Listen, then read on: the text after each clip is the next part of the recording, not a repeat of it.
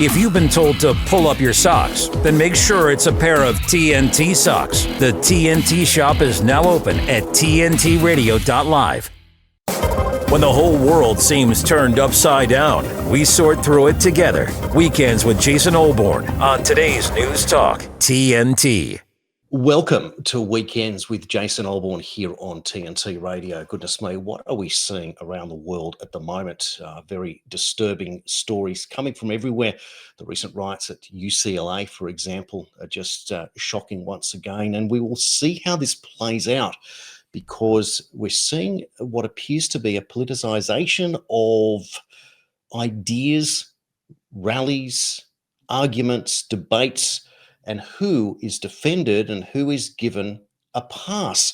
And this is so disturbing, of course, because we look back and we still don't have a resolution over January 6th, except it seems that every time some form of evidence comes out, well, it goes towards the Trump argument that this was not an insurrection whatsoever. And of course, Donald Trump's never been charged with that, but we still see so many people being convicted of crimes where in other parts of America, it just doesn't happen.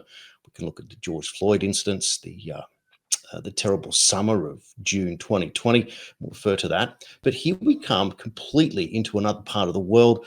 And I'm going to reintroduce you to Chief Stephen Sund, former US Capitol Chief of Police, on those devastating circumstances from that day as we try and get through this quagmire of information to get to the truth.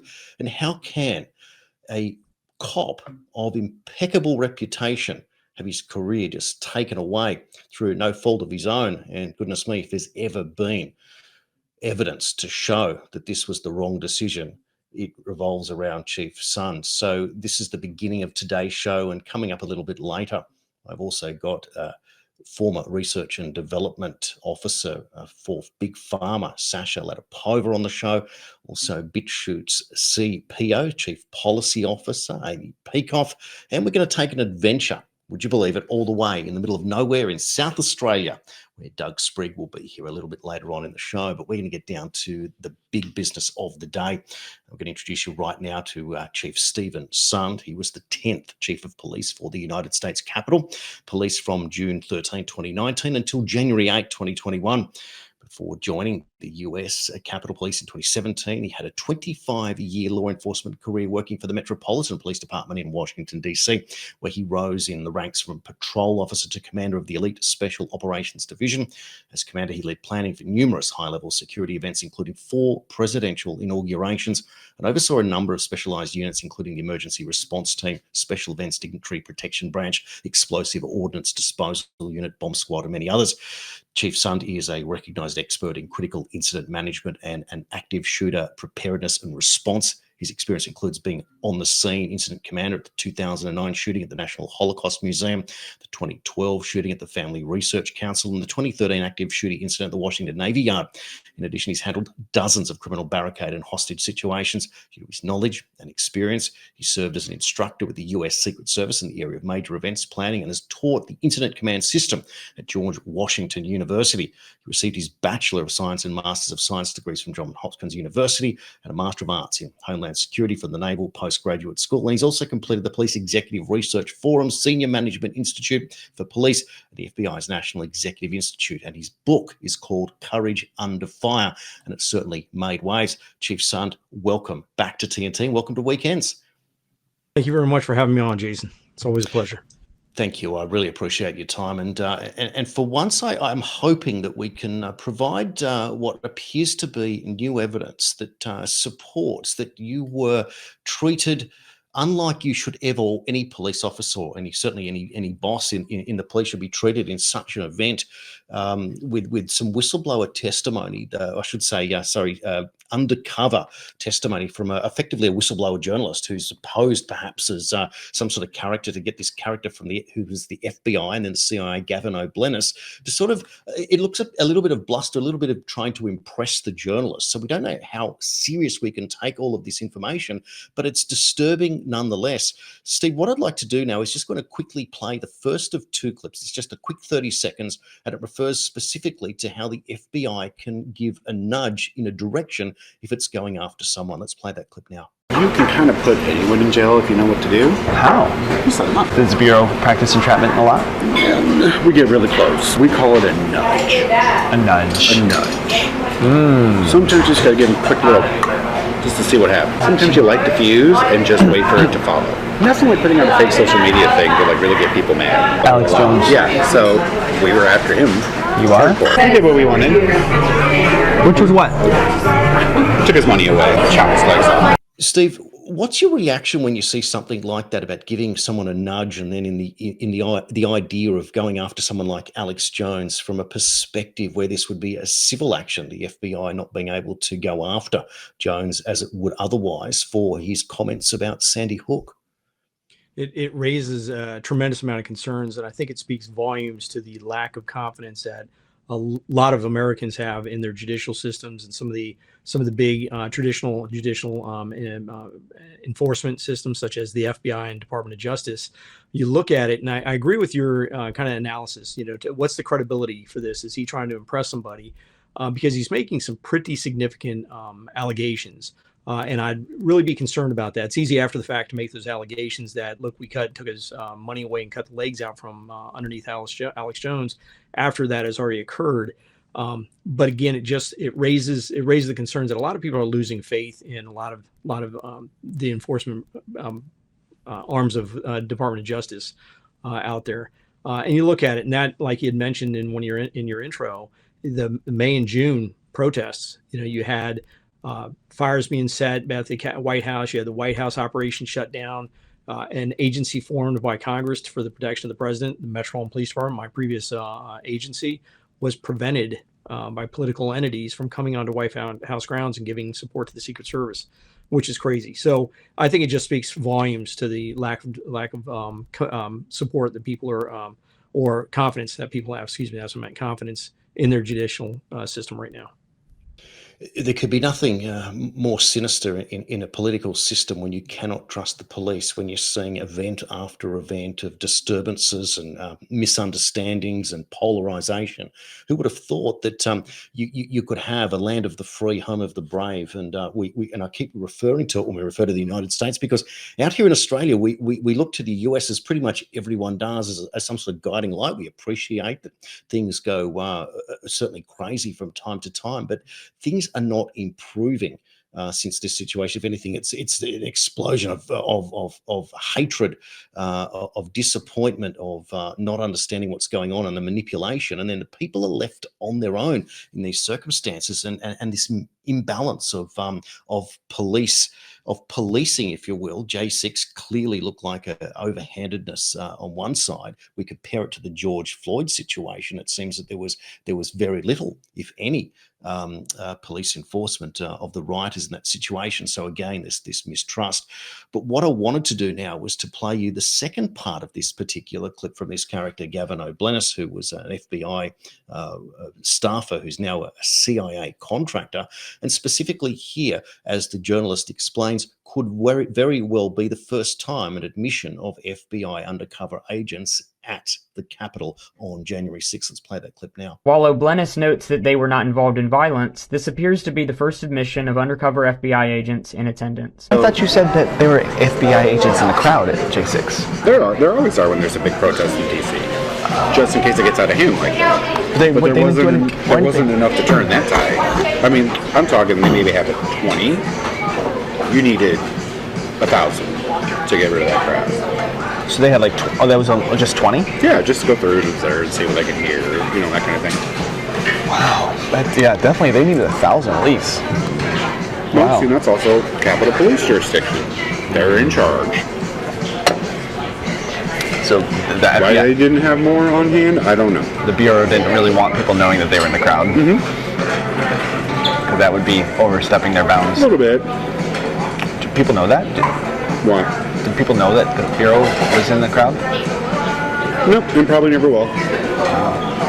You know agents that were there? Mm-hmm. Really? Yeah, they work for the agency now. Steve, the smirk on the face of O'Blennis when he sort of alludes to the fact that that was the Capitol Police's problem on the day, This goes against everything that you have spoken about since that very moment of this event. Firstly, what's your reaction? Yeah, my reaction is, he's supposed to be a contractor that's working with the FBI. He does say some things that are credible. One, it's not unusual for for FBI, Secret Service, different agencies to combine and maybe have some undercovers in crowds, whether it's July 4th, inauguration, different events. That's not unusual. And then when you look back at one of the testimonies in 2021, I think it was February 24th, Jill Sanborn, the person that was in charge of their counterterrorism unit, had mentioned that they were tracking domestic terrorists and taking overt action to prevent them from coming. That's information that had never gotten to me before January 6th and would have been critical information. That's a big step for FBI to do that. And then you look at a 2023 GAO report where it reports that on January 3rd, FBI is tracking 4 domestic terrorists coming to January 6th. Then 3 days later on January 6th, they're tracking 18 domestic terrorists. I'll tell you, if FBI is tracking 18 domestic terrorists on the day of an event, they're going to have resources in the crowd. They're tracking them. They're not tracking them with the cleaning crew. They're putting agents on them. It's not going to be one agent for each person. It's going to be multiple agents. So it doesn't surprise me that he's now saying that agents out there. When he says it's the Capitol Police's responsibility, Capitol Police has a small jurisdiction. When you look at it, we have from 3rd Street to basically 2nd Street on the backside right behind the Supreme Court. That's a small section. This march started up by the White House. That's Park Police territory. It marches through MPD territory. So that's why we look to the FBI. They're supposed to be the ones doing an assessment of this event, pulling together all the intelligence, putting out a joint intelligence bulletin, which they never did, holding a conference call with the chiefs of police, talk about their intelligence, which they never did, or even bringing the chiefs of police down for an executive joint terrorism task force briefing, which they never did. Unusual for any event. And I've done dozens of events in Washington, D.C. So when he says it's Capitol Police's problems, he's wrong there. It's definitely the Bureau's the lead agency on it. They're the ones that should have put the assessment together, and they never did. This is obviously what we're finding disturbing, because you've asked for assistance on the day numerous times. You've talked about this ad nauseum, the 71-minute gap between this is one part of it, the 32 odd phone calls that you make in this particular time. I mean, how hard are you meant to push in this situation, therefore, for it not to be the Capitol Police's problem? Let me tell you, and it's the craziest thing. The more I look at it, and you're absolutely right. Here we are almost 3.5 years later, and more information keeps coming out. And it's like crazy town. You keep turning the page and more comes out. And I appreciate you mentioned the book because here it is. And it was put together initially. I started sitting at this very desk I'm at right now, putting it together as an after action, a critical incident review. And you look at the things, for instance, the 71 minutes you talk about, I'm the only chief of police in the United States of America that has a law from Congress that says I have to go to the Sergeant Arms and congressional leadership to request support. I requested the National Guard twice on Sunday, January 3rd. I was denied twice by the two Sergeant Arms who are politically appointed. Even while we're under attack, we begin getting attacked at 12:53 p.m. on the west front of the Capitol. 12:55, I call in DC Police, my previous agency. We had coordinated them putting some resources nearby. Thank God they did. And at 12:58, I make my first call to the Sergeant Arms requesting that legal permission, because even while we're under attack, I have to go to him to get permission to bring in federal resources. And you're right, 71 minutes. At 2:09, I finally get approval. Imagine that. Imagine dialing 000, the emergency, Australian emergency number, and being put on hold for 71 minutes while you're under attack. And then even once I got approval, the National Guard, which was in eyesight of the Capitol, wouldn't even come for 3.5 hours. That's crazy. It's extraordinary, because then when we go back and look at this particular testimony that's popped up the middle of March this year, and I'm quoting from an article in Australia's Spectator, and it says, a vital anti-Trump smear dissolved in the middle of March this year with the release of suppressed evidence that the former president had indeed sought an extra 10,000 National Guards to buttress the security of the Capitol on January 6, 2021. Far from aiming to incite a riot to seize power, the president had repeatedly tried to boost troop numbers at the Capitol, but had failed or had been thwarted which is what the article is generally about. So much for an insurrection, a charge the Australian media gullibly recycled for years. The new evidence comes courtesy of the US House's initial findings report reviewing the Democrats' Get Trump show trial. The J6 Select Committee, the report says the J6 Committee was highly partisan, irregular in its processes, and hid much testimony and evidence, deleting hundreds of video recordings and losing over a terabyte of digital data. Now, I know, Steve, that you had this incredibly successful interview with Tucker Carlson, who periodically through the interview broke out in fits of nervous laughter and kept saying this looks like it was planned. When you get this extra information going on here, can you see where Tucker's coming from? I know that you play it as a very, very straight bat. You are a rule of law guy, as you've said, but how do you look at this and not react in another way? And I believe that's exactly what I told them. And the more you look at the information that comes out, being denied National Guard in advance, the way the intelligence was handled, the way the Department of Defense, which, when police agencies become overwhelmed and we have to request support, that request goes to the Department of Defense, and they wouldn't even move, and they were within eyesight of the Capitol. It's hard not to think that there's something more sinister behind all this. I'm not a big conspiracy theorist. I'm, like I said, a rule of law type of guy. But when you look at how bad the intelligence was messed up and then being denied for 71 minutes while we're under attack, that just makes no sense. So, yeah, it's not hard for somebody to start going down that rabbit hole that something more sinister.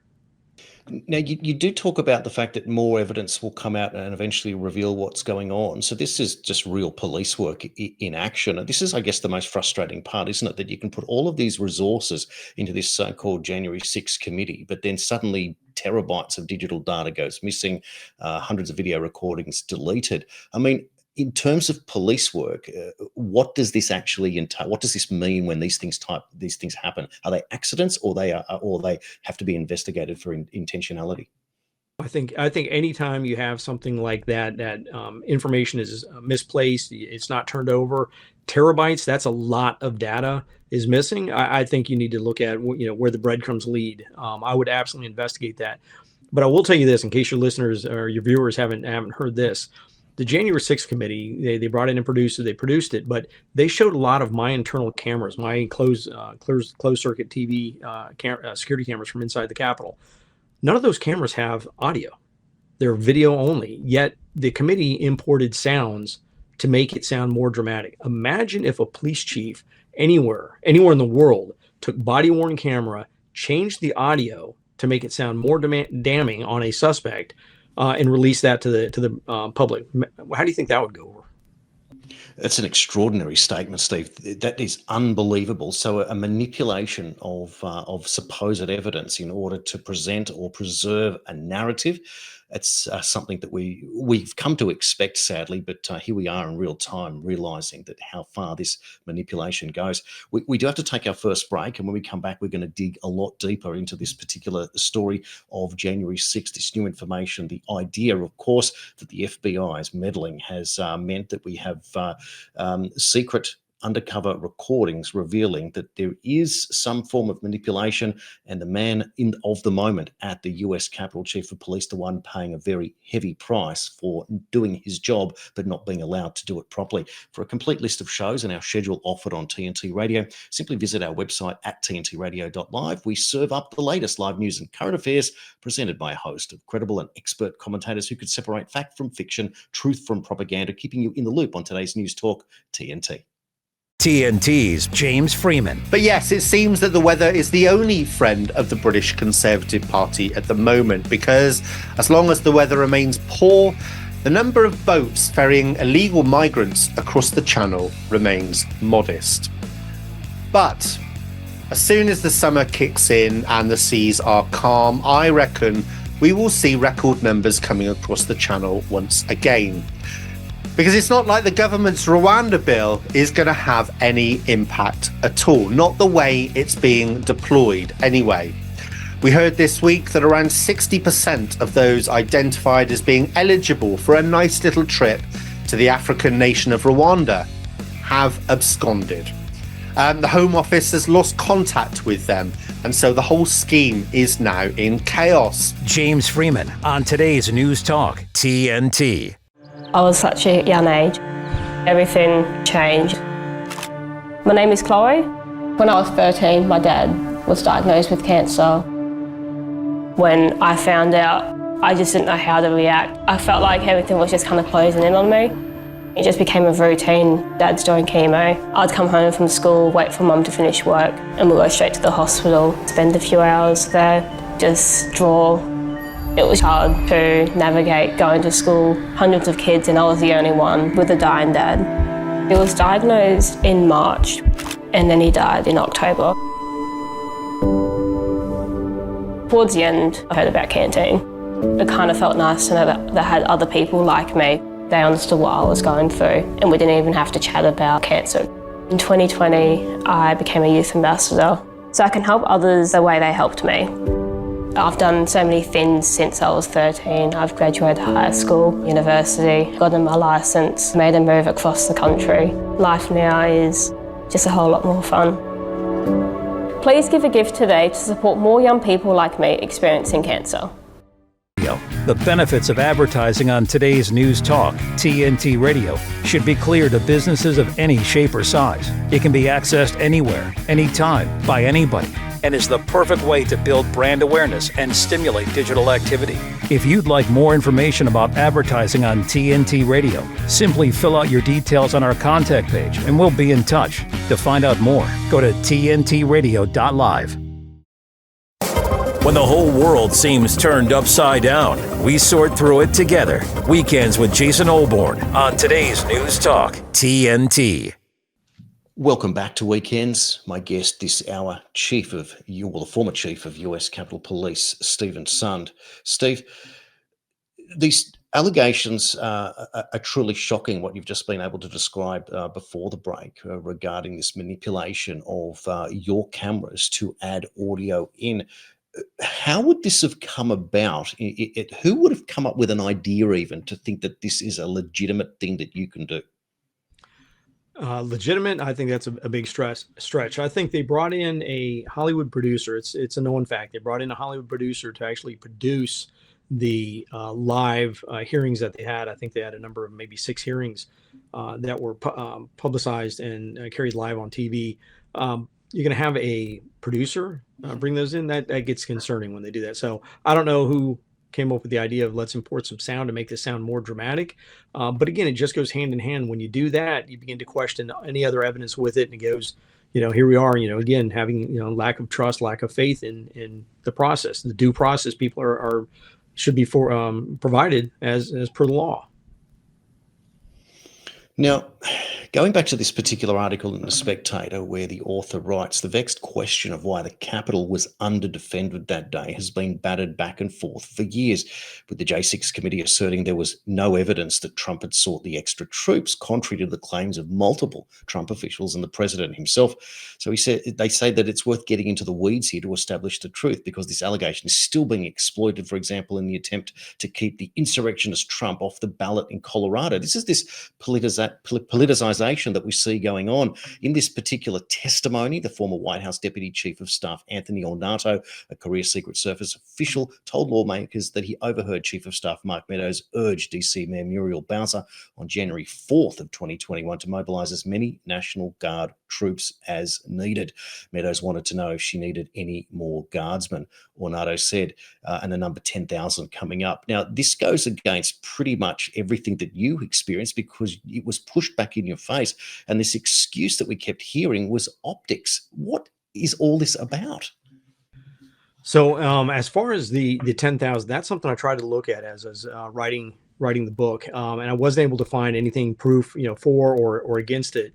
I will say there's a letter out there from Mayor Bowser saying before, and I think it came out right around January 4th, that said before any additional federal resources are put out there, they have to get approval from the mayor and the Metropolitan Police Department. Definitely was not aware of that before January 6th. And you look at the, when January 6th comes around and I'm calling for assistance, the other thing I didn't know was that the Department of Defense, the acting secretary, Christopher Miller, on January 4th, the same day, had put out a memo restricting the use of the National Guard from even carrying any riot control equipment. So, on one hand, you have these reports that Trump was offering up 10,000 troops to secure the facility, to secure Washington, D.C.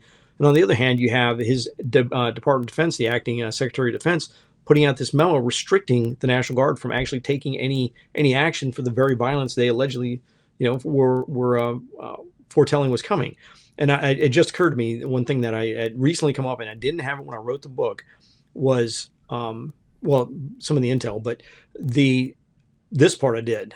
The Secretary of Defense, Christopher Miller, and the Chairman of the Joint Chiefs of Staff, General Mark Milley, on January 3rd had talked about locking down Washington, D.C. And I found this out after January 6th because they were so concerned about violence occurring up at the Capitol. They wanted to lock down Washington, D.C. and revoke the permits issued up on the Capitol. I'm the one that signed those permits up on the Capitol. No one talked to me. They never reached out to me. They never told me they're so concerned they're talking about locking down the city. That's a huge stretch for the military to be talking about coming in and locking down the nation's capital. And yet no one reached out to me to tell me that they were worried this was coming. The Department of Defense makes up half of the intelligence community's 18 agencies. They have 9 of the agencies are military. They had to have some pretty damn concerning intelligence to make that stretch. Yet none of that intelligence was pushed up to me as the chief of police. They have my telephone number. They're top generals in Washington, D.C. Both have my cell phone number. They could easily call me. Nothing.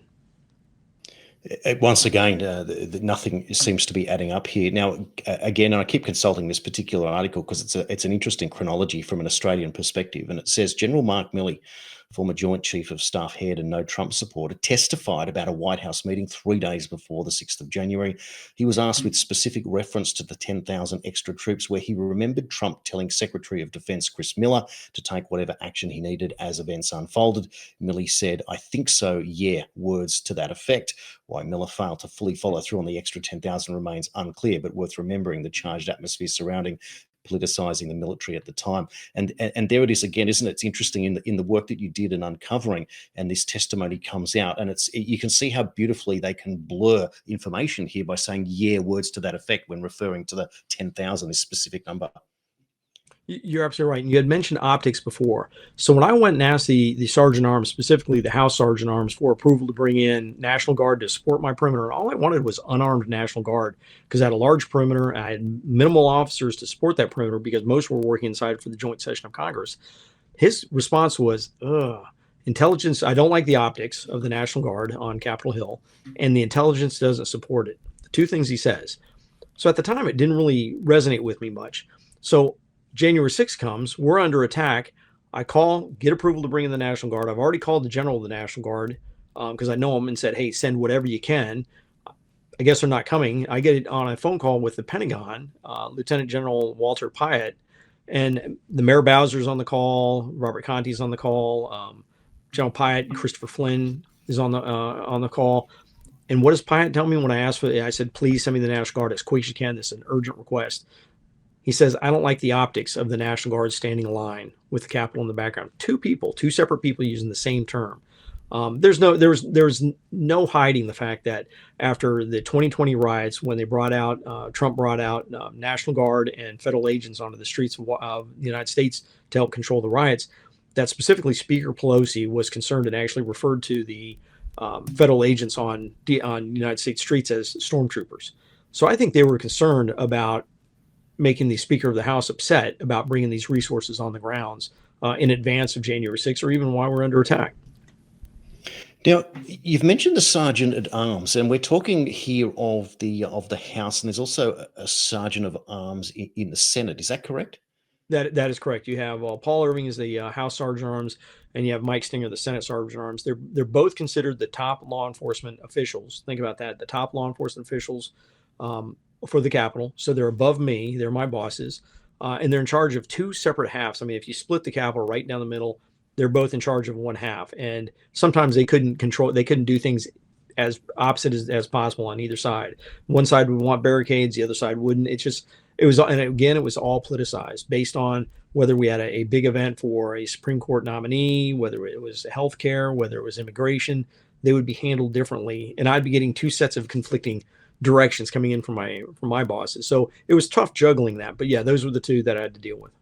Now, on the day, were they in agreement or were they going in opposite directions? So I first called Paul Irving.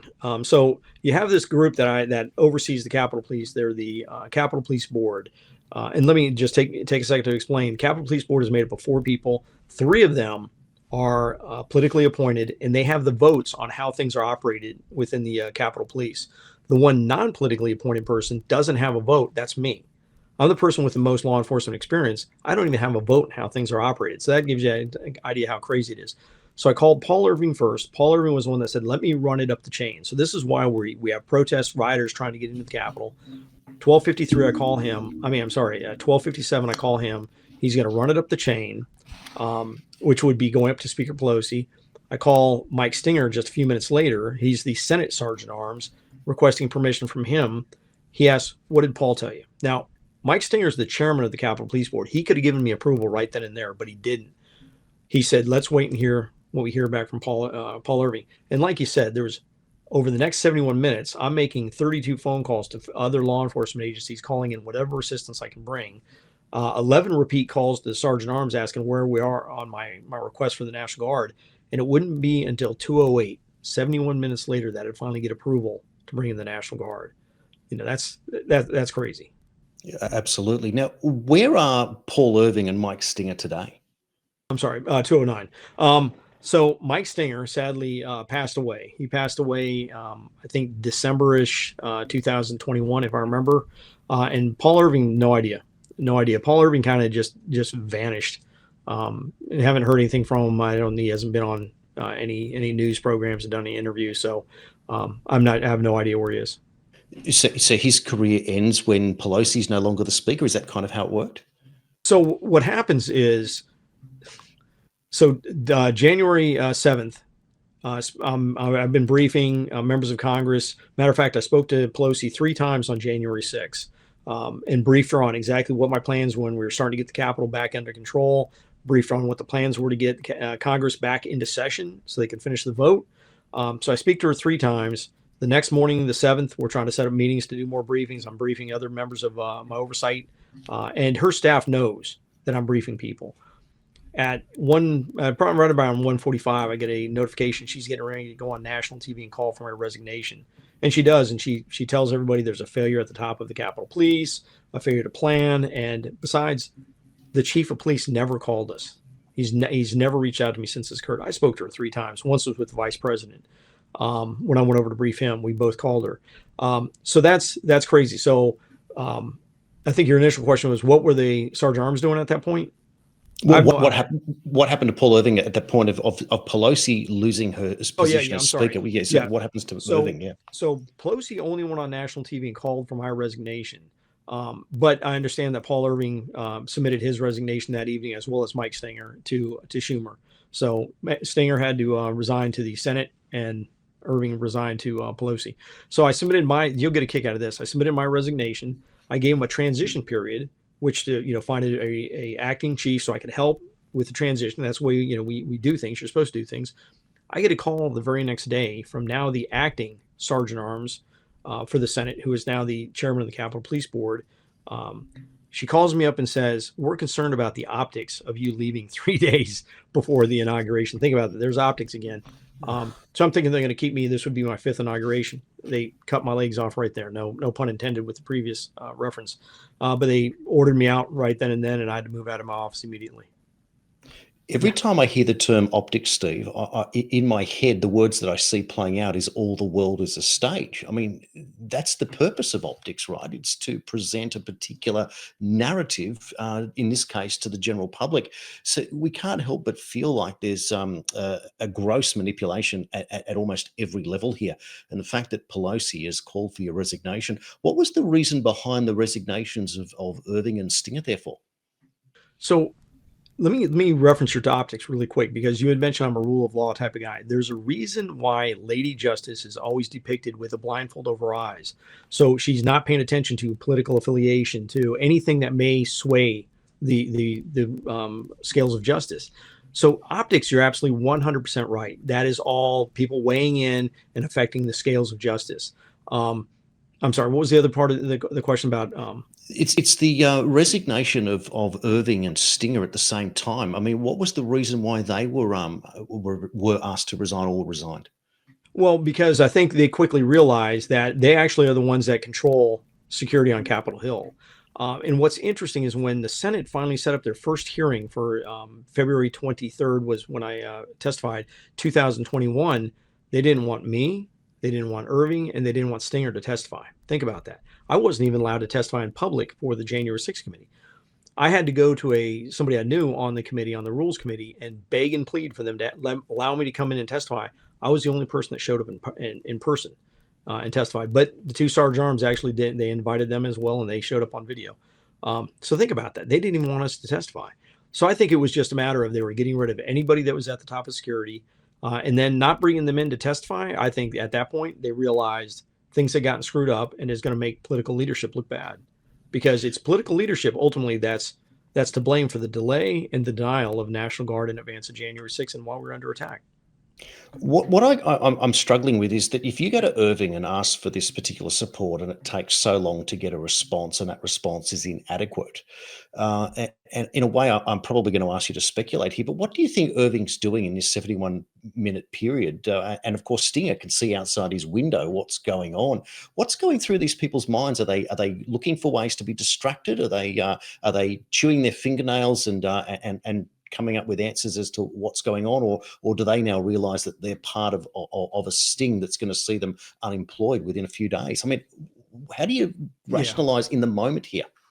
So they have, I'm sitting in the command center while this is occurring. They have liaisons sitting right behind me reporting everything back. So I'm not only telling them over the phone, it's really bad, I need assistance. They have people in the back that are telling them. So why Stinger won't make a decision, he's waiting on Paul Irving. I think they're really afraid of the backlash from Speaker Pelosi against Irving. If Irving pulls the trigger too fast and brings the National Guard too quickly, I think that's absolutely was their biggest concern, that Pelosi would have a lot of issues and would come down hard on Stinger. So Stinger would come down hard on Irving. Irving wanted some type of protection, something that would, whether it's Pelosi staff or Pelosi saying, hey, it's okay, before giving me approval. Why we'd wait 71 minutes? And what's sad is it took that crowd 81 minutes to finally break a window and start breaching the Capitol, get into the Capitol. And for 71 of those minutes, I was denied resources. That's absurd. So I think he was just looking for some cover to prevent him from looking bad and pissing off Pelosi. So these are crucial minutes, of course. So there's actually no broken windows in that first 71-minute period, the crucial time, therefore, that you're calling for the National Guard, which could well have appeared, and this would have just dissipated, gone away without that particular invasion of the building and damage that was caused. Is that correct? That is correct. It was 81 minutes before the first window was broken and people started climbing in the building. A lot of people think it happened a lot quicker. No, it was 81 minutes of fighting before those initial people got up and started breaking windows. Goodness me, it's incredibly disturbing to see what's going on, and of course it's been covered for years on and off in different ways. But it feels like, Steve, that every single time we revisit with some form of information coming up, new facts emerge in the counter of the day, in the recounting of this particular horrific day. What's interesting before we go to the break is that we've learnt now that Aaron Sorkin, the famous screenwriter and filmmaker, has now been commissioned to make a film on January 6. And whilst he made The West Wing and The American President, he looks very much a little bit politicized to one side of the fence. It'll be interesting to see what this particular recount will be. Of all people, the political film mastermind, if you will, Sorkin, very much an Oliver Stone type of person in terms of being revered within Hollywood. So I don't know if this is a good thing or a bad thing, but nonetheless, Hollywood has got its fingerprints on it, and we'll have to wait and see what happens with an upcoming film. Have you heard about it? No, I have not. That's the first I've heard of it. I'll have to look into that.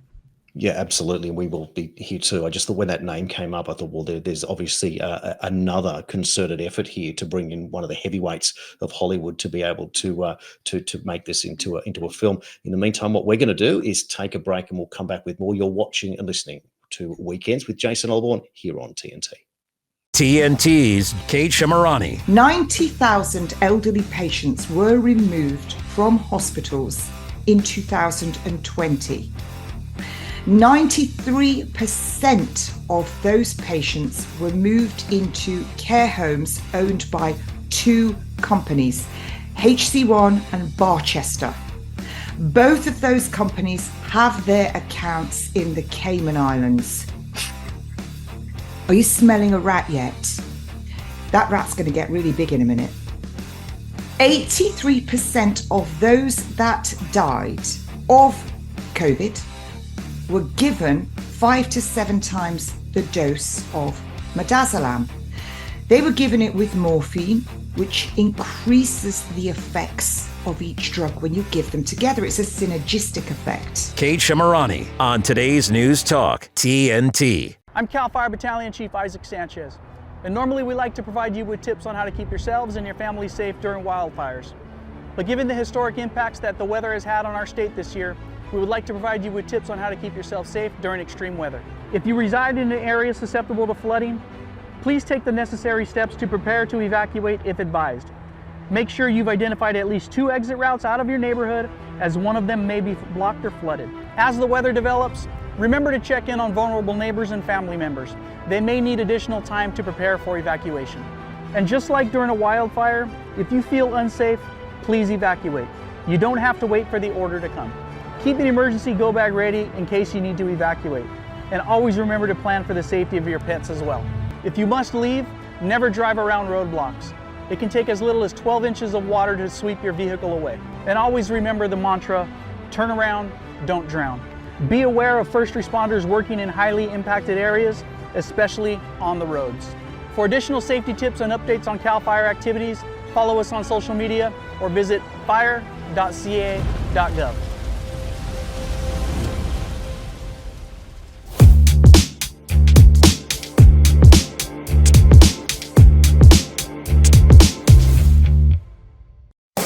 When the whole world seems turned upside down, we sort through it together. Weekends with Jason Olbourne on today's News Talk, TNT. And welcome back to Weekends. My guest this hour, former chief of US Capitol Police, Stephen Sun. Steve, looking at what's happened, what's going on and where we are today, is it possible that things could have played out differently in terms of the military involvement here? Oh, 100%. And again, if people just if people just followed their policies and procedures, a lot of this could have been avoided. In advance, approving the National Guard when I request them. But even while we're under attack, the Department of Defense has a clear policy that's called the Defense Support for Civil Authorities Emergency Response Authority. It's public; people can look it up. The Commanding General of the DC National Guard should have had immediate opportunity to deploy resources to Capitol Hill. The policy reads almost like a outline of January 6th. We would have had the additional resources well in advance of Ashley Babbitt being shot at 2:34 p.m. Think about that. 180 National Guard troops were within eyesight of the Capitol, or within half a mile of the Capitol. You had 40 completely outfitted in riot gear on a bus just about 20 minutes outside of Washington, D.C. Those all could have been there and provided support immediately. And all they had to do was follow their policies and procedures. Now, another name that keeps coming up over and over again, and no one can work out why this person's got special treatment, but you refer to him as well as Ray Epps. What is going on with this particular character? And during my interview, he was brought up, Ray Epps. And when you look at the video of him, I look at it and you see him on January 5th, the evening before. He's down. It looks like he's right outside the White House, kind of goading on protesters. Hey, we got to go down there tomorrow. We got to get into the White House. And it's interesting, in the video you have some of the protesters saying, hey, this guy's a Fed, and he's they're turning his back on him, getting ready to walk away. He's going, no, we got to get into the Capitol tomorrow. We got to get in the Capitol. And then the next day you see him down, and it's the Pennsylvania Avenue gate. I have a bike rack out there, and I'll tell you this: if I would have had the proper intelligence in advance, there wouldn't have been bike rack. There would have been 8 foot to 12 foot high anti-scale fence. There would have been mutual aid. There would have been National Guard there. We wouldn't be here talking right now, but we didn't. So needless to say, he's down there. I've got officers out there on the bike racks, the metal crowd control barriers, and he's sitting there whispering, and he covers his face so you can't read his lips, and he whispers something in the ear of one of the protesters. Well, when he goes on to 60 Minutes, he later says all he was telling that protester was, hey, those police officers are our friend. Don't hurt those police officers. If that's the case, why not say it to the whole group? There was, besides the guy he was talking to, there's other people there that look like they were getting ready to become aggressive with my officers. But what he does, he whispers to him, covers his face, leans back, and within 60 seconds, that guy's attacking my officers. I don't know. Something just doesn't seem right. Call me, it's just my law enforcement background. I'm just not buying that story. So, and then they go and they attack my officers, and nothing's happening. He's actually almost, held in high esteem by the January 6th committee, and just something just doesn't seem right. Now, I guess it's more of a personal question now, but it's still based on your professional situation as the chief of police at the Capitol.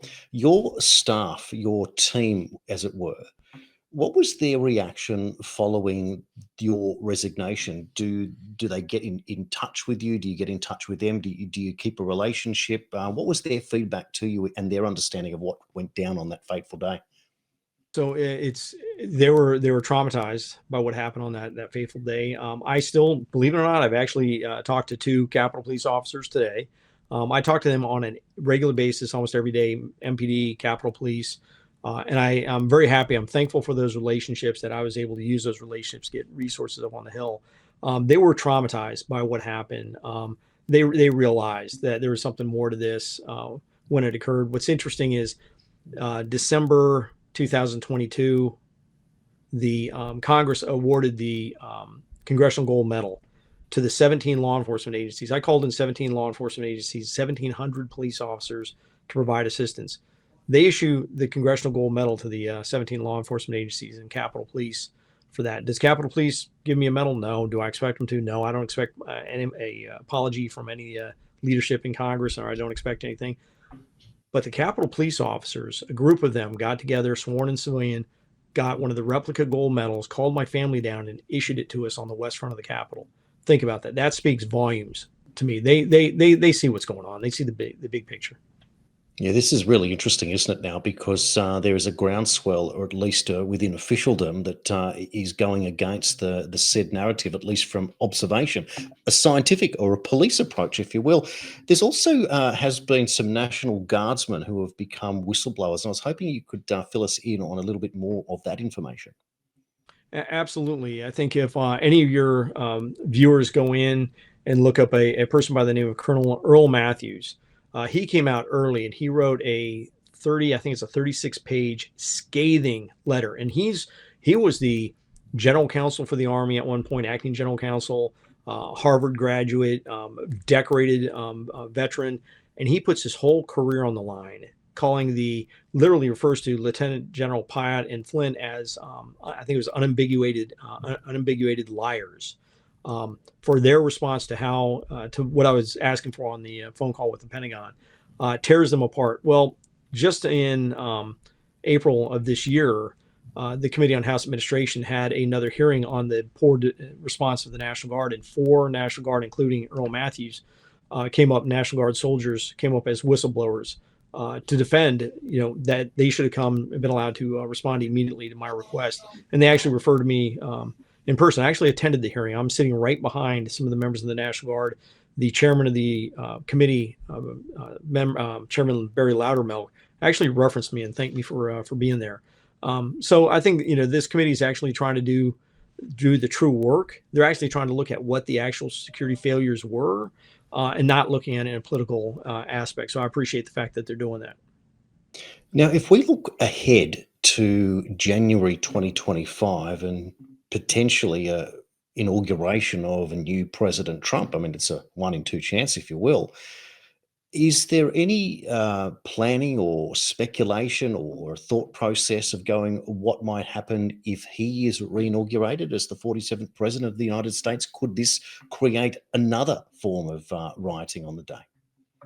Well, I think if you go back and you look at it, even at his what would be 2017 inauguration, there was significant rioting inside in the city for his previous protest. So I think you're likely to see some of the Black Bloc Antifa type come out if he is elected, and see some type of protest like that. Either way, the inauguration is what's considered a national special security event. NSSE, Secret Service, along with all the partner agencies, put together a robust security plan for that. Now they've made the Electoral College to January 6th of 2025. That will also be part of the NSSE. So you're going to have much more security planning into it, a lot more resources than I had. So I don't think you're going to see a repeat of January 6th. I really don't, regardless of how it goes.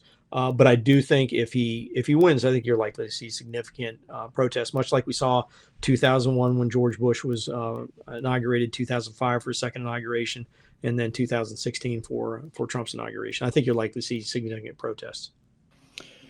Just extraordinary. I want to consult this fabulous article one more time, where the author writes that in 2014, moving to Manhattan, she knew nothing of Trump and came fresh to many controversies. Over time, the controversies were resolved and almost always in Trump's favor. The Russia P-tapes, fake. The Steele dossier, fake and paid for by Hillary. Russia collusion, non-existent. Hunter Biden's laptop as Russian disinfo, rubbish. Trump calling neo-Nazis fine people in Charlottesville. He condemned them totally. Read the transcript. She says, telling people to drink bleach during COVID. Wrong. He was referring to light and never said bleach. The pattern is clear. Scream the lie and whisper the truth, so most people remain unaware of it. This is Pelosi's famous wrap-up smear, a tactic that relies on a compliant media and participants willing to fib brazenly. A lot of Americans are now wise to it, which explains their obdurate resolve to support Trump. And this is the situation, isn't it? When people have been abused and mistreated long enough, they will resist to a point that the enemy of my enemy is my friend, and therefore go and look for somebody who's the anti-establishment candidate. What's interesting here is that, unfortunately, in your apolitical police work, we kind of end up being in some sort of political situation here, where I guess I'm asking you to comment. When politicians whisper truth and scream lies, and you're the man in the middle doing the work to represent the people, are you compromised at that point, therefore, and can you ever be allowed to do your job properly from that point onwards? So that's a complex question. It makes your job so difficult, and people are losing such faith in the media out there. They're turning toward other media sources for the truth, because you're not getting it from the mainstream media. They just are losing lack of confidence there. But absolutely, when politicians, and that's the problem with Capitol Hill, when I'm dealing with and having to report to a Capitol Police Board that's all politically appointed, and whether it's during the 2020 protests or the BLM or the social justice, and I want to put my folks in riot gear, it wouldn't be unusual for me to get called down to the committees and read the riot act about how they don't like seeing my officers in riot gear, they don't like seeing them in helmets, they don't like seeing the metal barricades up. And guess what? I have to now put my riot gear and my metal barricades out of the way, and only bring it out if absolutely positively necessary, and then we're behind the curve. So it absolutely affects how a chief of police prepares for security. Now, when we look at the Biden inauguration, it was the most solemn and it was a lackluster event. It seemed to be nobody there, fences up all around. This does not bode well for bringing in a brand new inauguration, again, in the land of the free, home of the brave. It just looked like you were looking at something out of some communist country from the 1960s. How did that feel to you watching along, thinking, did you see it the same way? It was tough watching it, because at that point I'd been removed from my position. We had a lot of stuff that went on, but it was during COVID. Initially, they had all these plans that huge amounts of people would be there, and they're bringing extra seating, and then limited. I mean, they talked about having to space people out. It was very odd to watch, but again, you're not going to see on the media just how sparsely populated it was. They're going to make it look like it was packed. But it was odd, hearing some of the reports that we got about it was the most unattended inauguration, and a lot of these people had worked. So it was odd, with COVID and just everything leading up to it. It definitely was an odd situation in Washington. Now, we've only got a couple of minutes to go. Looking forward, are you confident that the United States can return to the fold of, well, as Trump would say, make America great again? Is this even possible today, or are we seeing some strange decline of the once greatest country in the world? I'm concerned at kind of where we are right now. And again, you look at the pro-Palestinian protests that are taking place, Los Angeles, New York, even Washington, D.C., and you still are seeing issues with how it's being enforced. And I think somebody recently brought it up and said, if this was a pro-KKK group that was in there taking over part of the campus, they would have been shut down a long time ago. So are we allowing some protesters to protest like we saw in Seattle, we saw around the country in 2020, and now we're seeing possibly in 2024? allowed to protest because that's what politics want to see out there. Who knows? Again, it just goes into lack of faith, lack of trust in government, and I don't think it puts us we're in the direction we need to be going in right now. Like you said, to get our country back on track. And I think people are worried. Then what's the end goal? What's the end? And where's this going to end? This is the great question, isn't it? And we watch on wondering what we can do from around the world to be able to restore peace and create better lives for people rather than worse. And the one thing that I've learned out of all of this, Steve, is that we need more police like you, not less. We need more people with integrity and honour who are apolitical, who are doing the business of serving the community. And that's exactly what you've always done. And we look here and we admire the work and say more power to you. I want to thank you for your time today and the work that you have always done in bringing truth to a horrific situation. Thank you, Chief Sund. I appreciate that very much, Jason. I appreciate the time today and the reference to the book. We touched on quite a few things today. There's so much more that people don't realize. Read the book. There's a lot of interesting stuff in it, but thank you very much for your time and those comments. Yeah, thanks, Steve. Look, it's a big deal. We're going to take a break and we'll be back with more here on Weekends with Jason Osborne. You're watching and listening